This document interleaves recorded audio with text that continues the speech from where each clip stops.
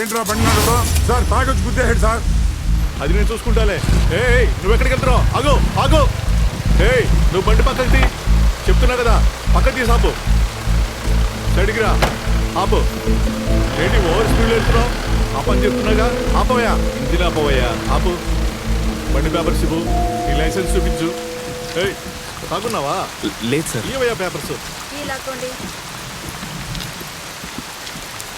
ఇదిగోండి సార్. ఇవ్వు సార్, ఇవ్వండి సార్. రా బయటికి. రవికుమార్ని మాట్లాడుతున్నాను. ఏ లొకేషన్ లో ఉన్నారు? సార్ గాయత్రి నగర్ లొకేషన్ లో ఉన్నాం సార్. ఒక ఎంక్వైరీ జరుగుతోంది. రామ్నగర్ సెకండ్ మెయిన్ రోడ్ లో అబ్నార్మల్ యాక్టివిటీస్ జరుగుతున్నట్టు కాల్ వచ్చింది. మీరు వెళ్ళి ఎంక్వైరీ చేసి రిపోర్ట్ ఇవ్వండి. Message received sir. రాము, అతన్ని బండి ఎక్కించండి. స్టేషన్కి వెళ్ళి చూసుకుందాం. అలాగే మేడం. ఒక అర్జెంట్ పని ఉంది, వెళ్ళాలి సార్. నువ్వు 13 బండి ఎక్కు. Please sir. ఆ మేడం అదో టైపు. మర్యాద స్టేషన్కి వచ్చి సంతకం పెట్టి వెళ్ళు. పద.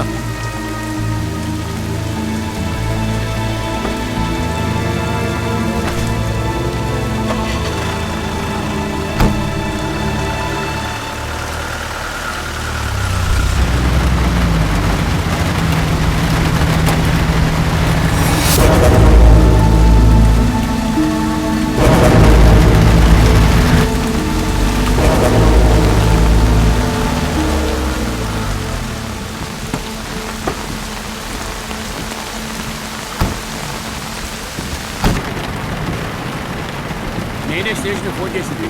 ఏమైంది? నిద్రలో ఉన్నాను. సడన్ గా తుపాకీ శబ్దం వినిపించి ఉలిక్కిపడి లేచాను.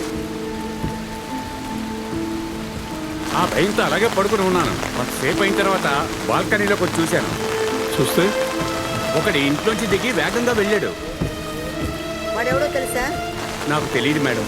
రాము, మీరు లోపలికి వెళ్ళి చూడండి. Okay madam.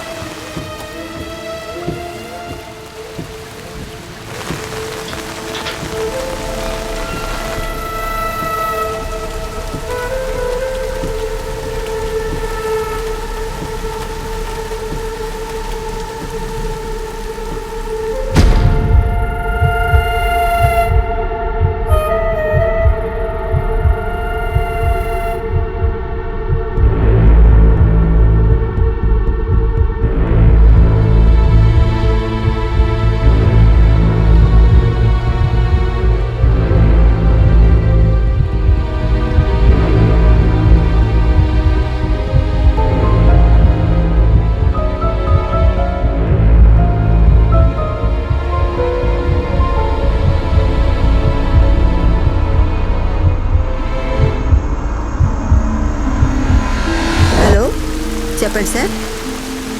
ఎంక్వైరీ జరుగుతోంది. మర్డర్ అనుకుంటాను సార్. ఓకే. ఈ ఇంట్లో ఎవరుంటారు? హౌస్ ఓనర్ ముంబైలో కూతురింట్లో ఉన్నాడు. ఇక్కడ టెనెంటే ఉన్నాడు. ఇక్కడి నుంచి వెళ్ళిన వాడిని చూపిస్తే వాడిని గుర్తుపడతారా? గుర్తుపడతాను మేడం.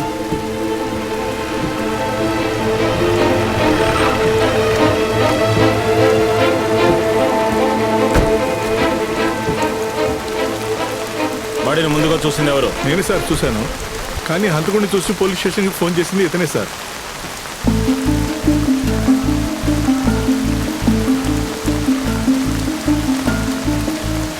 సార్, నేను స్టేషన్కి వెళ్ళినా? నువ్వు బయలుదేరా, నేను చూసుకుంటా.